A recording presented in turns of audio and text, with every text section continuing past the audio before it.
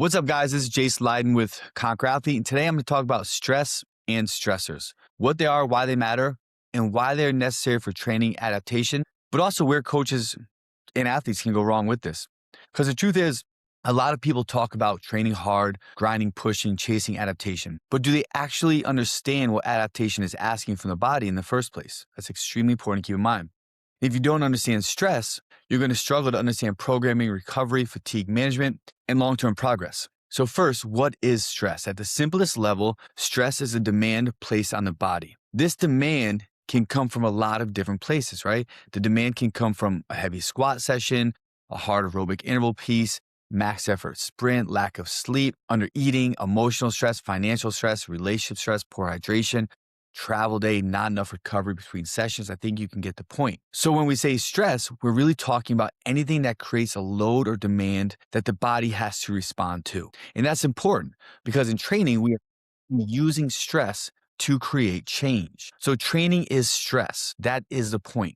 A lot of people think stress is bad, but it's not. So what kind of stress is bad? Well, unmanaged stress is bad. Poorly dosed stress is bad, and chronic unresolved stress is bad. But stress itself, that's not bad. Stress is the whole reason why training works. That pressure is really the whole reason that anything works, right? Comfort kills purpose. Comfort kills progress. To get stronger, we cannot get stronger without giving the body a reason to get stronger. We cannot build an engine without stressing the system responsible for producing and sustaining energy. And we can't become more resilient, more powerful, or more conditioned by avoiding stress. The body adapts because it is forced to solve a problem. That's what training is. You apply a stressor, the body responds, the body recovers, the body adapts. That's the game. And this is why I'm always coming back to the simple formula: stress, recovery, adaptation, and repeat. If the stimulus is right and recovery is supported, adaptation can happen. But if the stress is too high, too frequent, too random, or unsupported by recovery, then the process starts to break down. And that is where people get in trouble. Athletes need stress, but the right kind and in the right dose. Now, this is where context matters, because not all stress is the same. A heavy triple on a squat creates a different stress than a 40-minute threshold piece. And 200-meter sprints can create a different stress than high-volume gymnastics under fatigue. A mixed modal session with a high heart rate, eccentric damage, grip fatigue, and neurological demand hits different than a basic zone 2 bike ride. So as coaches, we aren't just asking, did we work hard?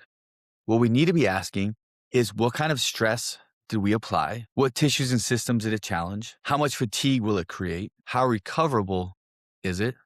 What does it set the athlete up for the next day? And is the athlete in a place to actually adapt to it? Because good programming is not just about creating stress. It's about creating the right stress at the right time in the right amount with the right progression. I'm going to repeat that. Good program just isn't about creating stress. Anybody can do that. Good programming is about creating the right stress at the right time in the right amount with the right progression. Now, this is where progressive overload matters. People hear progressive overload and usually think add more weight, do more reps, more volume, more intensity. And yes, that can be part of it. But progressive overload is really about progressively increasing the body's ability to tolerate and adapt to stress. Progressive overload is about progressively increasing the body's ability to tolerate and adapt to stress. That means we are building capacity over time.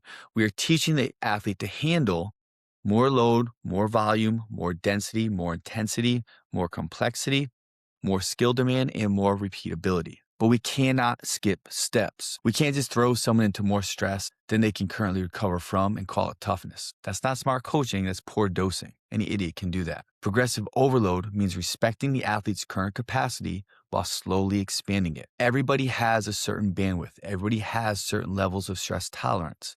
Everybody has certain ability to recover. And one of the biggest mistakes coaches make in programming for athletes, they want to have, instead of the athlete, let me repeat that. And one of the biggest mistakes coaches make is programming for the athlete they want to have instead of the athlete that's in front of them. That means they're not meeting the athlete where they are. Again, the biggest mistake that coaches make in programming is they're programming and coaching the athlete they want to have, not the athlete in front of them. This is where the dosing of stress is improper. This is my opinion why some templates aren't good. because that dosing of stress, volume, intensity, load, frequency, progression isn't right for this person. They're not ready for that amount, or the amount's not enough for them. There's acute stress versus chronic stress. This distinction means there's a lot. Acute stress is short-term stress. This is your hard session, your heavy lift, your interval day, your gymnastics session that day. But then we also have chronic stress. Chronic stress is when the stress is not resolving.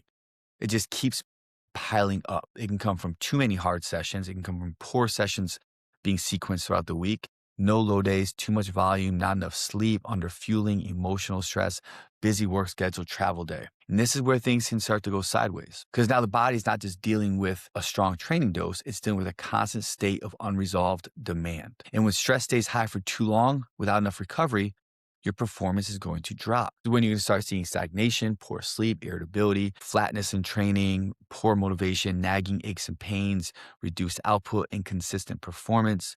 You feel like you're just getting smoked every single session. This isn't because the athlete's weak. A lot of times it's because the athlete is just overburdened, right? Now, circling back to chronic stress, in a good format, we can look at chronic stress in terms of how much stress has been applied to this person from a training standpoint over their training age or their biological age. And that can also give us an indication of how much acute stress they can handle. So we can look at chronic stress from a training perspective, but we can also look at it from an unresolved perspective and having it too often sequenced throughout the week, day for this person, right?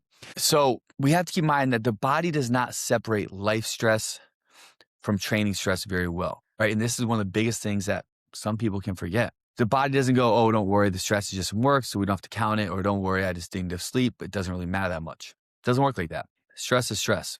The body feels the demand, whether it's from finals week, if you're in school, travel, anxiety, bad week at work, financial stress, marital stress, etc. When these things pack up and pile on, people will feel terrible in training because the total stress load is just too high, right? Athletes, we love to work, but recovery and adaptation don't happen in isolation. We can't separate the human from the athlete. If sleep is poor, that matters. If nutrition is off, that matters. If life is chaotic, that matters. If we're carrying emotional stress, that matters, right? So where programming goes wrong is coaches stack too much stress into single sessions, or they stack too much stress across the week. And that will often call for the athlete to be under-recovered or just their mentality is just not there and performance drops. It doesn't mean the athlete's weak. It means that they just can't catch up and can't recover. They're doing too much.